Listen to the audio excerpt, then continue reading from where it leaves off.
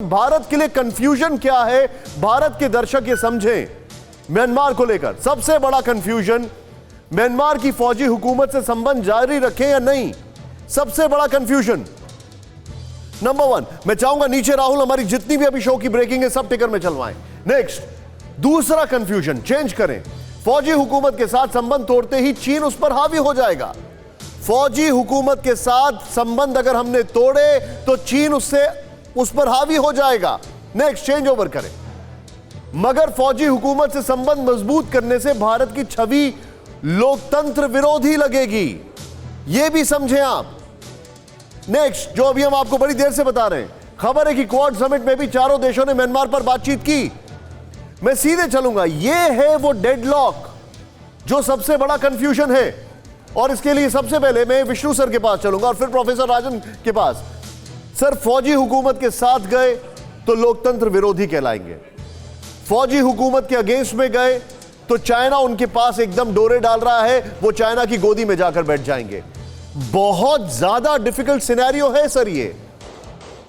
बिल्कुल निशांत जी, मुश्किल है, पर इसमें मेरी राय थोड़ी फर्क है। ओके। एक तो जो जहां तक प्रजातंत्र की बात है, हमारी फॉरेन पॉलिसी में प्रजातंत्र को प्रमोट करना किसी देश में ये हमारी फॉरेन पॉलिसी का हिस्सा नहीं है। हमने बड़ा स्पष्ट कहा है कि हम किसी देश के सरकार नहीं चुन सकते, जो भी प्रणाली वो अपनाते हैं वो अपनाएं। तो ये हमारा एक कंसिडर्ड व्यू पॉइंट है। हम प्रजातंत्र की रक्षा के हम प्रजातंत्र हैं, दुनिया के सबसे बड़े प्रजातंत्र हैं। हम जाहिर है प्रजातंत्र चाहते हैं, पर हम उसको एक्सपोर्ट नहीं करते हैं। पहली तो एक चीज़ बड़ी क्लियर होनी चाहिए। दूसरा, हम टाइट रोप वॉकिंग इसलिए कर रहे हैं कि हम आर्मी के साथ मजबूत रिश्ता नहीं बना रहे हैं निशांत जी।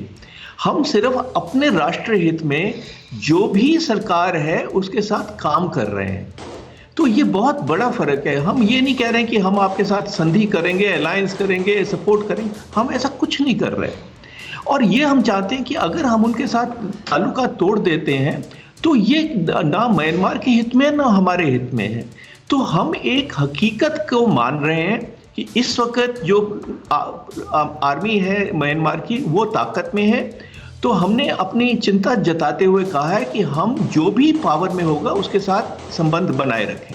आप जो बता रहे हैं, प्रोफेसर राजन कुमार, मैं आपके पास आ रहा हूं सर एक और खबर के बाद, और मैं आपसे एक मैक्रो व्यू पॉइंट लूंगा इस तीनों खबरों पर। लेकिन उससे पहले, क्योंकि हमने आर्मी का जिक्र किया है, मैं जल प्रसाद से एक चीज जानना चाहूंगा। सर, म्यांमार की आर्मी के साथ भारत के संबंध अच्छे रहे हैं, और यह मैं एक बहुत बड़ा प्रूफ अब से कुछ ही क्षणों में देने जा रहा हूं। हम उनसे इस इशू पर कैसे डील करेंगे, क्या स्ट्रैटेजी होगी, यह स्टूडियो में डिसाइड नहीं हो सकता, but what is your analysis?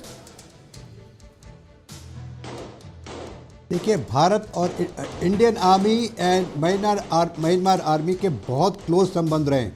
उनके चीफ यहाँ कई दफ़ा आ चुके हैं, हमारे कई चीफ्स वहाँ विजिट कर चुके हैं।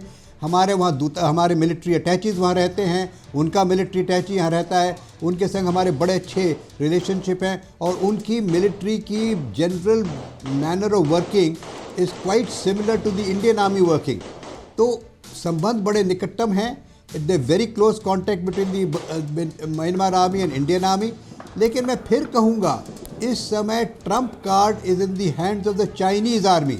चाइनीज़ आर्मी की इसमें अक्लमंदी तभी होगी जब इसको वो रोकें। वो ये नहीं समझ रहे कि इसको अगर उन्होंने चलने दिया तो इसका अंत में सबसे बड़ा नुकसान चाइना को होगा। इंडिया को तो हो ही रहा है, होगा, लेकिन चाइना को जो इसका नुकसान होगा वो चाइना के लिए बड़ा कठिन साबित हो सकता है economically in the world forums as to why they are interfering in such a manner.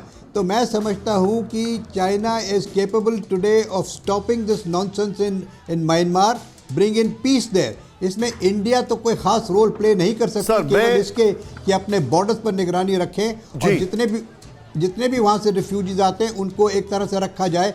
लेकिन यू आर एब्सोल्युटली राइट। मैं आपको कई एक आर्मी चीफ्स गिना सकता हूँ जो भारत के आर्मी चीफ म्यांमार विजिट कर चुके हैं। फिक्र आपकी, सोमवार से शुक्रवार रात 9 बजे सिर्फ TV9 भारतवर्ष पर।